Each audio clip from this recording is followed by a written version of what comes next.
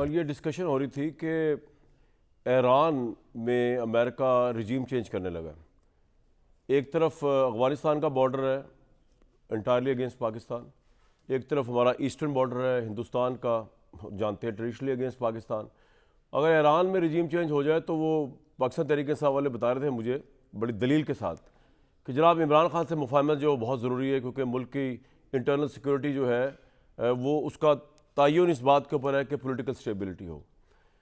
Issue یہ ہے کہ عمران خان نے دشمن تو سارے بنائے، دوست ایک بھی نہیں ان کا. حکومت، اسٹیبلشمنٹ، ایون جو اپوزیشن ہے ان کے ساتھ بھی ان کی دشمنی یعنی کہ سکہ راج الوقت رہی ہے. کیا مولانا فضل الرحمان، کیا کوئی اور.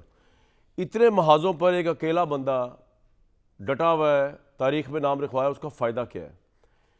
یہاں پر جب آپ کو پتہ ہے ریلیف نہیں مل سکتا عدالتوں سے، آپ یہ سمجھتے ہیں کہ عدالتیں ختم ہو گئی اس ملک سے، آپ یہ سمجھتے ہیں کہ کوئی اور رول آف لا ادھر نہیں ہے، تو پھر تو مجھے سمجھ نہیں آ رہا یہ کس دانش مندی اور کون سی پروڈنس ہے جس کی بنیاد کے اوپر پوری تحریک انصاف کی اسٹڈی چل رہی ہے. سہیل افریدی صاحب کا بیان میں سن رہا تھا، مجھے تو حیران ہو گیا، آئی واز شاکڈ. انہوں نے کہا کہ بھئی بات یہ ہے کہ وفاق بار بار کہہ رہا ہے کہ جناب وہ دہشت گردی ہو رہی ہے افغانستان سے. انہوں نے اپنی محبت کا اظہار کیا افغانستان کے، انہوں نے کہا بھائی ہمیں ثبوت دکھائیے. میں حیران ہوں کہ وہ نہ انٹرنیشنل میڈیا دیکھتے ہیں، نہ وہ اپنے صوبے کو دیکھتے ہیں، نہ وہ اپنے صوبے کی بارڈرز کو دیکھتے ہیں، نہ وہ انٹرنلی دیکھتے ہیں، نہ ایکسٹرنلی دیکھتے ہیں کہ افغانستان سے بڑی دہشت گردی اس وقت اور کہاں ہو سکتی ہے جو وہاں سے ہو رہی ہے. پہلے ذرا آپ ان کا بیان سن لیں جو انہوں نے فرمایا، اس کے بعد میں آپ کو بتاؤں گا کہ ان کو نہیں پتا وہ سو رہے ہیں، وزراء کے بھی سو رہے ہیں، ان کو نہیں پتا دہشت گردی افغانستان سے ہو رہی ہے کہ پوری دنیا کو پتا ہے دہشت گردی افغانستان سے ہو رہی ہے.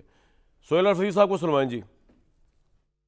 جو آپ کہہ رہے ہیں کہ افغانستان کی سرزمین پاکستان کے خلاف استعمال ہو رہی ہے تو اس کی ثبوتیں دینی چاہیے جو ریاست ہیں اس کو. باقی ملک بھی جو ہیں وہ افغانستان کے باؤنڈری پر ہیں، لیکن ان کی طرف سے یہ شکایات نہیں ہو رہی کہ وہ استعمال ہو رہے ہیں.